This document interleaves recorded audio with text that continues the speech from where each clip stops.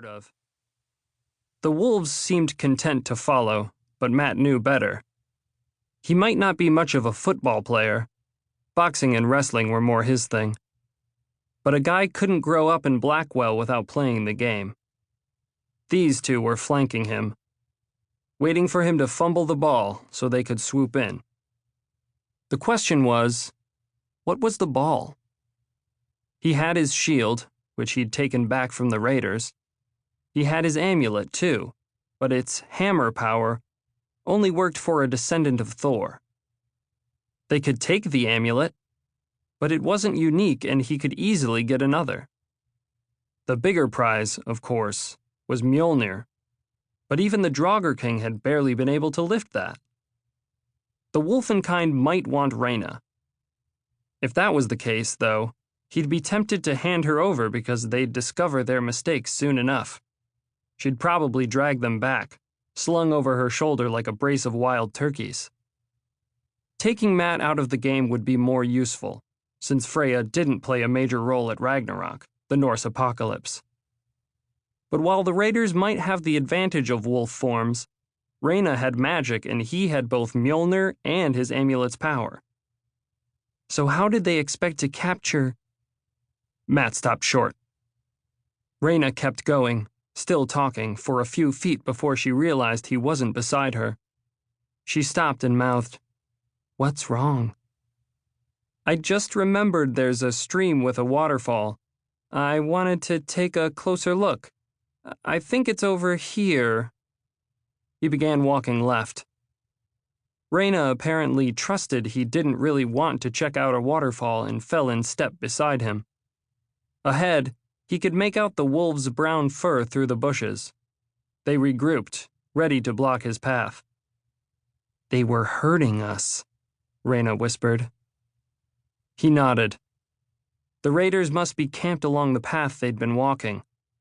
As long as he and Reyna had kept going that way, the wolves had been happy to follow in the shadows. Now that Matt veered off the route, they'd strike and drive them to their camp. "Showtime?" Reyna asked. When he hesitated, she whispered, "Don't worry, I'll help you." "That's not..." He caught her teasing grin and shook his head. "I'm not sure it's safe." "It never is. So?" As Thor's champion, Matt was the group leader, which was way more responsibility than he liked. It also meant he couldn't afford unnecessary risks. But his only alternative was to lead them back to the others, which he'd never do. "They could use a hostage." "Okay," he said. "Follow my lead." "Yes, sir." Onward it was then. Play dumb and wait for the attack. "If you want a logistical problem to solve," he said to Reyna, "figure out how I'm supposed to carry this hammer around." "That's boring.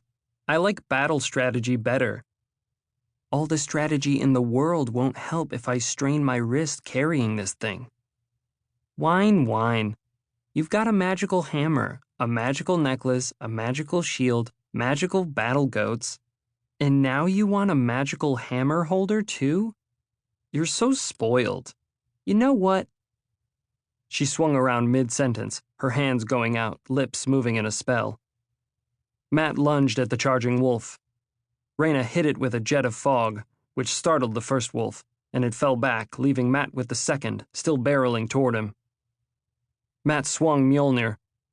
Then he realized he was aiming a solid metal hammer at a kid's head. Yes, it was a raider.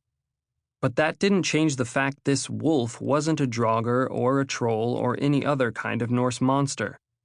One blow to the skull with Mjolnir, and this kid in wolf's clothing would be dead. Matt couldn't stop the swing. The momentum was too much. All he could do was divert the strike. It still hit the wolf in the front leg, and there was a sickening crack as the bone broke. The wolf yowled in agony and collapsed onto its side. Matt wheeled on the other one, now recovered from the surprise of the fog blast and racing toward him. He quickly switched Mjolnir to his left hand, but that threw his balance off too much for a good punch. He launched his other hammer instead, the invisible blow from his amulet.